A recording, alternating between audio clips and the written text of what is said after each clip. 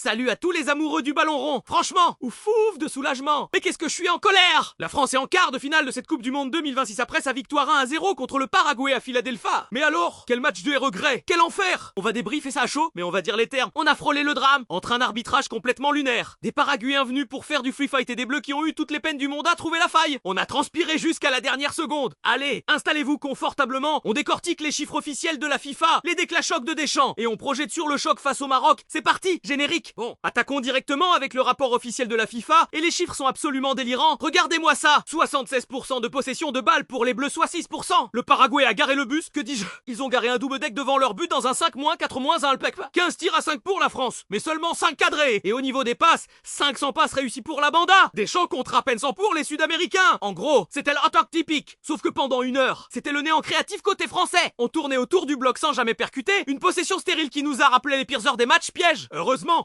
que Didier Deschamps n'a du banc. À la 60e minute, coaching gagnant, il fait entrer le minot, Désiré Doué. Et là, le match bascule. Doué amène exactement ce qui nous manquait. De la verticalité, du culot, de la folie. 10 minutes après son entrée, il provoque un compte dans la surface. Il élimine. Et Digo, Gémez comme elle est irréparable. Il le fauche. L'arbitre hésite. La VAR intervient parce que oui. Même là-dessus, il fallait vérifier le penalty accordé. Derrière, c'est le patron qui s'en charge. Kylian Mbappé, face à face cruciale à la 70 minutes. Contre-pied parfait. 1-0 pour la France. On respire. Mais c'est là que le match est devenu un grand n'importe quoi. Et c'est là qu'on doit parler des choses qui fâchent. L'arbitrage de monsieur Tantachève. Les gars, l'ancien arbitre Tony Chaperon l'a dit sur France Info, c'était une catastrophe arbitrale. Et il a raison. Le Paraguay a fait 12 fautes grossières, de l'anti-jeu à répétition pour découper nos attaquants. Et devinez combien de cartons jaunes ils ont pris? 0. Pas un seul. C'était inadmissible à ce niveau de la compétition. En revanche, Barcola, Konéolis ont pris un jaune juste pour avoir osé râler. C'est le monde à l'envers. Et les déclarations de Didier Deschamps-Nachaud en conférence de presse font froid dans le dos quand on l'interroge sur l'agressivité paraguayenne en fin de match sur son capitaine. Sa phrase fait déjà le tour des réseaux. Ils allaient le faire en pièces.